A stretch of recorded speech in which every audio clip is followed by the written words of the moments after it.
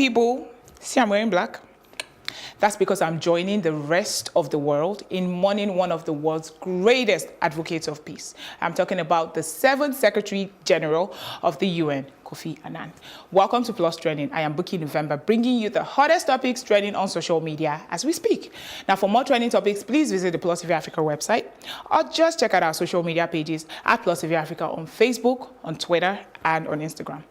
Now, like I said earlier on, today's show is dedicated to honoring the loving memory of one of Africa's greatest leaders and former UN Secretary General, Kofi Annan, who passed away on the 18th of August 2018 at the age of 80. Now, his funeral ceremony took place in his native home, Ghana, and was graced by past and present world leaders as well as traditional rulers and members of the royal family. Now, this ceremony marks the end of a 3-day national mourning period for the highly esteemed diplomat. The late Kofi Annan was born on the 8th of April, 1938, in Kumasi, Ghana, formerly called, of course, Gold Coast.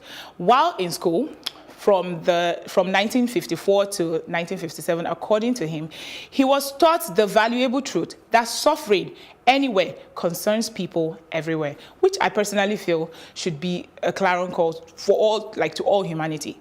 Now, in 1961, Kofi Annan was awarded a Ford Foundation grant, which enabled him finish his studies in economics at the McAllister College in St. Paul, Minnesota. In 1962, he began his career in the UN as a budget officer for the WHO.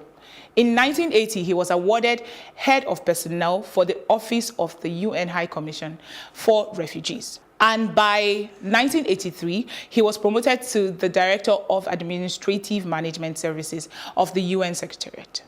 The history on his smooth career progression in the UN is a chronicle worthy of his own Netflix documentary.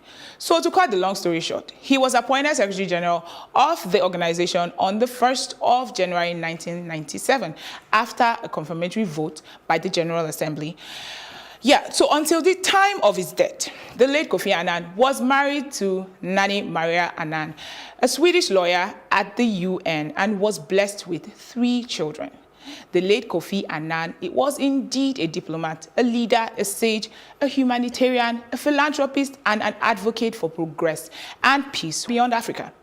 He was a testimony to the fact that excellence is still existent on the African continent, and just like the late Madiba, his exemplary lifestyle portrayed excellent leadership character worthy of emulation by not just Ghana or Africa or the black man, but the entire human race.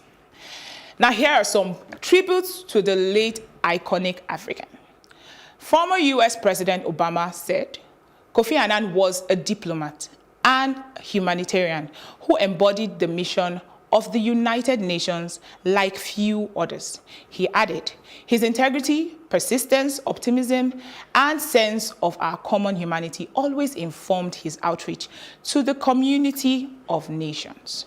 The Ghanaian president also tweeted, Kofi Annan brought considerable renown to Ghana as UN Secretary General, and by his conduct and comportment in the global arena, he gave his life to making peace where there was conflict, to defending the voiceless who were powerless, to promoting virtue where there was evil. His exit has indeed left a deep mark on the hearts of everyone. But the lessons to learn from his lifestyle, they are valuable nuggets which definitely will stir the giant in the life of any individual who cares to put them into critical consideration. Now, here are more tributes to honor the late Kofi Annan.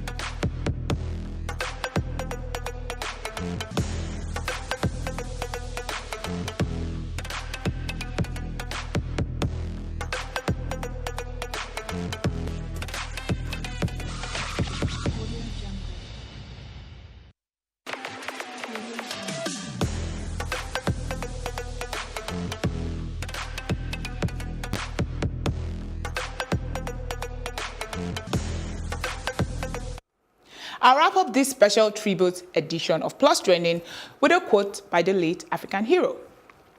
To live is to choose, but to choose well, you must know who you are and what you stand for, where you want to go, and why you want to get there. Thanks for joining me on today's show. Please remember to follow us at Plus TV Africa on Facebook, Twitter, and on Instagram. And do subscribe to our YouTube page at Plus TV Africa on YouTube. My name is Buki November, reminding you to always be the best you can be.